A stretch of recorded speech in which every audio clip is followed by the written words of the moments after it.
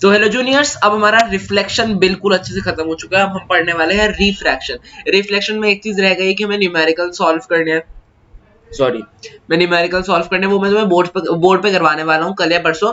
उसकी चिंता मत करो, वो तो जल्दी आ जाएगा। अब अगर बात करें हम अपना नेक्स्ट टॉपिक जो कि है रिफ्लेक्शन, हम खत्म कर चुके हैं। अब रिफ्रैक्शन, रिफ्रैक्शन बिल्कुल ही मतलब अलग चीज है, पर उसमें चीजें सेम आती है। जैसे तुम आगे जाके इसमें लेंस के बारे में पढ़ोगे, लेंस के बारे में पढ़ोगे तो जो तुमने कॉनकेव मिरर में जो पढ़ा है, कॉन्वेक्स मिरर में जो पढ़ा है, वही तुम कॉनकेव लेंस और कॉन्वेक्स लेंस में पढ़ने वाले हो। तुम्हारे जैसे लॉज ऑफ रिफ्लेक्शन होते हैं, वैसे तुम्हारा लॉज ऑफ रिफ्रैक्शन भी होता है। तुम्हारे जैसे रिफ्रैक्शन में न्यूमेरिकल्स है, तुम्हारा वैसे रिफ्रैक्शन में भी न्यूमेरिकल्स है। बिल्कुल बिल्कुल सेम है। इसमें मुश्किल से 2 या 3 पार्ट लगेगा, इससे ज्यादा नहीं लगने वाला, मुझे पता है। और ये मतलब बहुत ज्यादा सिंपल टॉपिक है। मैं कहूँ तो रिफ्रैक्शन रिफ्लेक्शन जो भी कहो, रिफ्रैक्शन आसान है। सही बताओ तो मुझे एक टाइम पे बहुत ज्यादा हार्ड लगता था, पर मैंने जब अच्छे से देखा, नहीं वो आसान ही था। अब मैं ज्यादा टाइम वेस्ट और नहीं कर रहा, मैं तुम्हें सीधा बताता हूँ कि क्या क्या होता है रिफ्रैक्शन में। रिफ्रैक्शन में क्या होता है, जब एक मीडियम से दूसरे मीडियम में अगर लाइट ट्रांसफर कर रही है, सोचो हवा है, हवा से लाइट आई पानी के अंदर, तो जो लाइट, अगर लाइट ऐसे जा रही थी, लाइट ऐसे मुड़ जाएगी। सोचो यहाँ पे हवा और पानी, यहाँ पे पानी है, ठीक है ना, और यहाँ पे मतलब पानी और यहाँ पे हवा है। अगर हवा से लाइट आते हुए ना, तो लाइट मुड़ जाएगी, या तो इस तरफ जाएगी या फिर वो इस तरफ जाएगी। वो किस तरफ जाएगी उसका बारे में बाद में बात करेंगे, कि वो इस तरफ जाएगी कि वो इस तरफ जाएगी, वो बात का टॉपिक है। पर पहले हम ये जानते हैं कि वो किसी एक तरफ मूव कर जाएगी, मतलब ऐसे स्ट्रेट नहीं जाएगी। जैसे ऐसे जा रही थी ना, अपना वो एक्चुअल पाथ फॉलो नहीं करेगी, वो फॉलो नहीं करेगी। वो किधर जाएगी, या तो सीधा जाएगी या फिर इस तरफ जाएगी। और मैंने तुम्हें कहा वो बात की बात है किस तरफ जाएगी, पहले हम ये जान लेते हैं, कहीं ना कहीं जाएगी।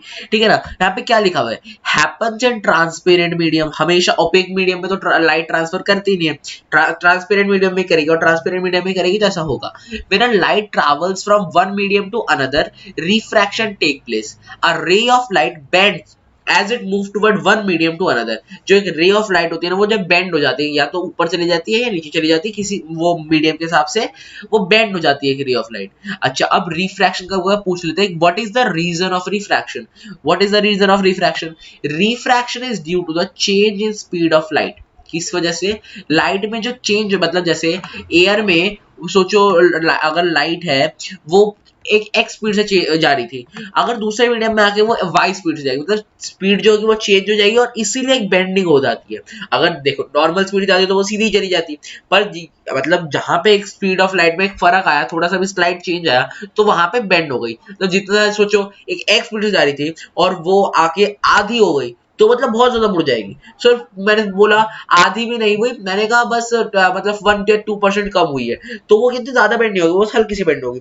तो मतलब लाइट की जितनी ज्यादा, मतलब जितना ज्यादा स्पीड में चेंज आएगा, उतना ज्यादा बेंडिंग होगा। मतलब अगर मैंने कहा बहुत ज्यादा चेंज आया लाइट की स्पीड में, तो वो बहुत ज्यादा बेंडिंग होगा, और मैंने कहा बहुत कम चेंज आया है, तो मैं वो क्या होगा, बहुत कम बेंडिंग होगा। मतलब they are directly proportional to each other. वैसे ये तुम्हारे जानने की बात है नहीं, ये आगे की बात है, पर मैंने तुम्हें बता दिया कि हाँ, तुम्हें पता एक तो होना चाहिए। अच्छा, अब क्या है, speed of light decreases as the beam of light travel from rarer medium to denser medium. अच्छा, अब ये चीज याद रखना, ये रेयरर टू डेंसर मीडियम क्या है। रेयरर मतलब जो मीडियम भारी है, जो मीडियम ज्यादा नहीं, डेंसर मीडियम मतलब जो ज्यादा डेंस मीडियम है, वो उसको डेंसर मीडियम कहते हैं। अब रेयरर मीडियम क्या है, जिसमें ज्यादा एयर पार्टिकल्स नहीं है, वो कम है, मतलब वो ज्यादा डेंस नहीं है, तो वो क्या हो गया, वो रेयर हो गया। मतलब सोचो अगर मैं कहूँ हवा है और पानी है, तुम बताओ पानी ज्यादा डेंस है कि हवा ज्यादा डेंस है। ऑब्वियसली पानी ज्यादा डेंस है, तो वो पानी क्या है, वो डेंसर मीडियम है, और जो हवा क्या है, वो है रेयर मीडियम। मतलब एयर क्या हो गया, रेयर मीडियम, और वाटर क्या हो गया, वो हो गया डेंसर मीडियम। यही सिंपल चीज है। अब यहाँ पे क्या कहा है, स्पीड ऑफ लाइट डिक्रीजेस। जो स्पीड ऑफ लाइट होती है वो कम होती जाती है as the beam of light travel from rare medium to the denser medium.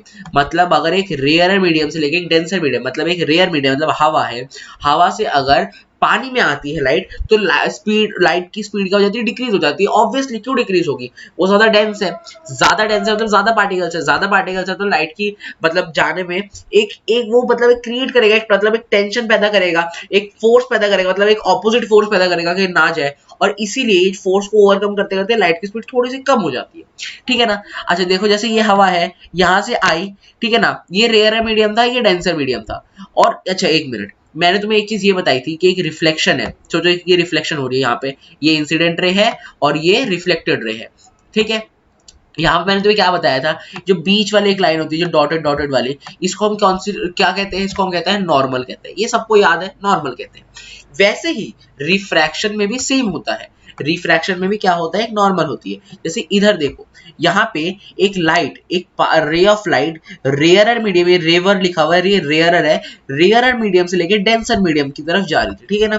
अब एक लाइट जो सीधी पड़ रही है, रेयरर मीडियम से जाके जब डेंसर मीडियम में जाई तो ये लाइट इस तरफ बेंड हो गई, मतलब ये एक नॉर्मल थी। ये जो लाइन है, जो डॉटेड वाली लाइन देख रहे हो, ये तुम्हारी क्या है, नॉर्मल है, ठीक है ना, ये नॉर्मल है।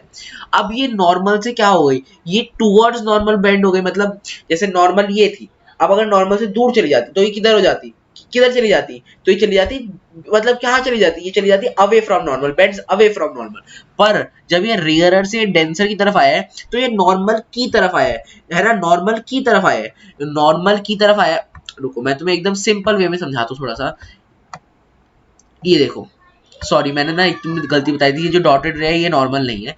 ये देखो, ये ऐसी एक रे आ रही है और ये जो सीधी है, ये जो ऐसी जो ये वाली जो ये जो सीधी जो लाइन है, ये नॉर्मल है तुम्हारी, ये तुम्हारी नॉर्मल है। अच्छा, अब ये नॉर्मल है तो देखो, ये जब रे ऐसे आई, ये ऐसे जानी चाहिए थी, पर वो किस तरफ आ गई, वो नॉर्मल की तरफ मुड़ गई ना, वो नॉर्मल की तरफ मुड़ गई। तो जब रेयरर मीडियम से लेके हम डेंसर मीडियम तक जाते हैं, रेयरर से कहाँ जाते हैं, डेंसर मीडियम में, तो जो पाथ ऑफ ये जो इंसिडेंट रे है वो टूवर्ड्स नॉर्मल हो जाती है। क्या हो जाती है, टूवर्ड्स द नॉर्मल हो जाती है, ठीक है, आसान है। वो टूवर्ड्स द नॉर्मल चली जाती है, मतलब वो नॉर्मल की तरफ चली जाती है। ये चीज याद रखना, जब हम रेयरर टू डेंसर जा रहे हैं, रेयरर टू डेंसर जा रहे हैं, तो हम क्या हो जाती है, वो कहाँ जाती है, वो टूवर्ड्स द नॉर्मल जाती है, वो टूवर्ड्स द कहाँ जाती है, नॉर्मल जाती है। इसका उल्टा होता है जब डेंसर से रेयरर आता है, जब डेंसर है और उससे रेयरर जाता है, डेंसर से नॉर्मल आई, अब नॉर्मल से वो कहाँ हो गई, दूर चली गई। नॉर्मल ऐसे था, एक रे ऐसे आ रही थी, पर वो नॉर्मल से क्या हो गई, दूर चली गई, और दूर चली गई तो वो अवे फ्रॉम नॉर्मल चली गई। मतलब जब हम डेंसर से लेके हम रेयरर जाते हैं तब वो क्या हो जाती है, वो अवे फ्रॉम द नॉर्मल हो जाती है। अच्छा, अब तुम जब ये आगे जाओगे ना, तुम इसको भूलना शुरू कर दोगे कि भैया क्या था, एक बार दोबारा देखना पड़ेगा बुक खोल के। तो ये चीज मत करो, मैं तुम्हें एक सिंपल सा वे बता देता हूँ, इस ये याद कर लो, ये डी आर ए है, इसको डी आर ए ना याद करके डी ए आर, डर याद कर लो। क्या याद कर लो, डर याद कर लो। ये मुझे कहां से मिला था, ये मुझे मिला था एडू मंत्रा के चैनल पे, जब मैंने यही सेम लेक्चर एडू मंत्रा पे देखा था, तब मुझे इसके बारे में पता चला था। अच्छा, अब क्या है डर, डर मतलब डेंसर से रेयर जब हम जा रहे हैं तो वो कहाँ जाती है, अवे द नॉर्मल। अच्छा, अब डेंसर से रेयर पे अवे जा रही है तो रेयर टू डेंसर में उल्टा होता है, पता है, मतलब टुवर्ड्स द नॉर्मल आएगी। तो इससे मुझे बिल्कुल अच्छे से याद था, ठीक है ना। तो मतलब ये तुम एक बार अच्छे से अपनी कॉपी पे एक बार ढंग से नोट्स बना के लिख लेना, सब कुछ एवरीथिंग, मतलब ये जो जो मैंने तुम्हें बताया इसको अच्छे से लिखना। क्या कहा है, जब एक सीधी रे आई, सीधी रे आने के बाद ये जब ये रेयर टू डेंसर थी तो वो कहाँ चली गई, वो टुवर्ड्स द नॉर्मल। अब जब वो डेंसर टू रेयर गई तो वो कहाँ चली गई, अवे फ्रॉम द नॉर्मल। अच्छा, अब हम जो ये कुछ कुछ जो ये रिफ्रैक्शन होता है ना, इसके हम क्या क्या देख लेते हैं। तुम एक पेंसिल को एक पानी के उसमें डालो, तुम देखोगे ऊपर का वो सही है, नीचे की जो पेंसिल है वो थोड़ी सी मुड़ी हुई है ऐसे करके। या फिर एक फिश जो एक्वेरियम में होती है वो थोड़ी बड़ी लगती है, पर उसको बाहर निकालो कितनी छोटी सी हो जाती है। तो वही चीज है, एक स्टोन जो बॉटम मतलब एकदम नीचे गिरा हुआ है वो तुम्हें थोड़ा सा ऊपर लगता है। तुम नहाने जाते हो, कोई मग्गा पड़ा हुआ है, कोई मग्गा पड़ा हुआ है, तुमको अजीब सा नहीं लगता वो मग्गा, एकदम पानी के अंदर जितना पार्ट है वो अजीब सा लगता है, और ऊपर जो है वो अजीब सा लगता है। तो वो ये सब जो चीजें होती है वो सब रिफ्रैक्शन की वजह से ही होती है, ये सब है। अब ये जो ग्लास स्लैब वाला है ये हम अगले पार्ट में करेंगे, और उसके अगले पार्ट में हम मतलब ये क्या करेंगे, हम उसके अगले पार्ट में हम स्पेरिकल लेंसेज के बारे में सब कुछ पूरा कर लेंगे, ठीक है ना। स्पेरिकल लेंसेज के बारे में कर लेंगे, या फिर ग्लास वाला भी इसी पार्ट में कर लेगा, क्या कहते हो, कर ले ग्लास वाला भी इसी पार्ट में। हम बस यहाँ तक कर लेंगे ना, रिफ्रैक्टिव इंडेक्स तक कर लेते हैं, ठीक है ना, रिफ्रैक्टिव इंडेक्स तक कर लेते हैं। चलो ज्यादा वो नहीं करते, रिफ्रैक्टिव इंडेक्स तक कर लेते हैं। अब ये ग्लास स्लैब है, देखो ये जो क्या एल एम एन, क्या के एल एम एन, अच्छा हाँ के एल एम एन जो है, के एल एम एन जो है वो एक ग्लास स्लैब है। क्या है वो, ग्लास स्लैब है।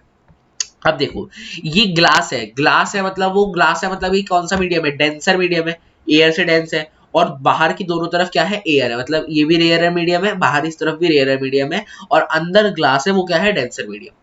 अब देखो ये जो आई, एक ये रे आई, ये आई, तो इसको हम कहते हैं इंसिडेंट रे। कौन सी रे, इंसिडेंट रे। इसमें नॉर्मल ये है, अब ये रेयर टू डेंसर है तो वो कहाँ जाएगी, वो टूवर्ड्स द नॉर्मल बेंड हो जाएगी, तो वो टूवर्ड्स द नॉर्मल गई। नॉर्मल ऐसे जा रही थी, नॉर्मल की तरफ आ गई, नॉर्मल से जा रही।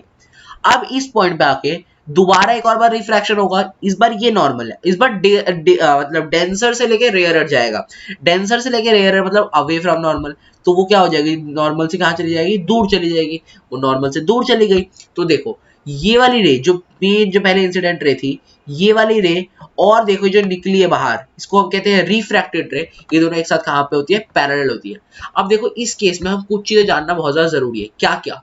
पहला कि ये जो ये रे थी इसको हम कहते हैं इंसिडेंट रे। कौन सी रे? Incident ray. इस वाले एंगल को कहते हैं एंगल ऑफ इंसिडेंस 1, इस वाले कहते हैं एंगल ऑफ रिफ्रैक्शन 1, इस वाले को एंगल ऑफ इंसिडेंस 2, इस वाले को कहते हैं एंगल ऑफ इमर्जेंट, मतलब यहाँ से मतलब नई रे निकली, एमर्ज हुई रे, तो उसको हम कहते हैं एंगल ऑफ एमर्जेंट।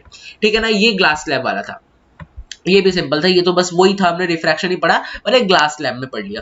ठीक है ना? अब देखो मैं तुम्हें ये वाला पैराग्राफ बिल्कुल जो जो मैंने तुम्हें बताया वही था, एक बार तुम अच्छे से जाके पढ़ लेना। वो सॉरी मुझे कहीं जाना पड़ गया था, कोई आ गया था, इसलिए मैं करवा नहीं पाया। तो अभी मतलब मैं किस टॉपिक पे था? मैं था ये नोट्स।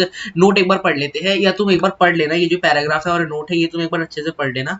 ये बिल्कुल सिंपल है। तो इस पार्ट के लिए हम बस इतना ही रख रहे हैं। जो अगला पार्ट है उसमें हम क्या पढ़ेंगे? लॉज ऑफ रिफ्लेक्शन पढ़ेंगे, रिफ्रैक्टिव इंडेक्स क्या होता है वो पढ़ेंगे, और उसके बाद स्पेरिकल लेंसेज के बारे में बात करेंगे। क्या होता है कॉनकेव लेंस, क्या होता है कॉन्वेक्स लेंस, जो कि बहुत आसान है, मतलब तुम्हें ज्यादा कुछ समझाने की जरूरत ही नहीं पड़ेगी, बिल्कुल आसान सा है। ठीक है ना? जैसे तुम्हारा वो था वैसे सही होगा, पर ये बहुत ज्यादा छोटा हो जाएगा क्योंकि सब कुछ ही सेम सेम सा होता है। ठीक है ना? तो अभी हम इतना ही करते हैं, अगले पार्ट में हम लॉज ऑफ रिफ्लेक्शन और ये सब करना लग जाएंगे, स्पेरिकल मिरर, और उसका एक अगला पार्ट होगा जिसमें हम बिल्कुल कंक्लूजन कर देंगे, चैप्टर बिल्कुल खत्म कर देंगे अच्छे से। ठीक है? तो अभी के लिए इतना काफी है, तो जाओ और पढ़ो।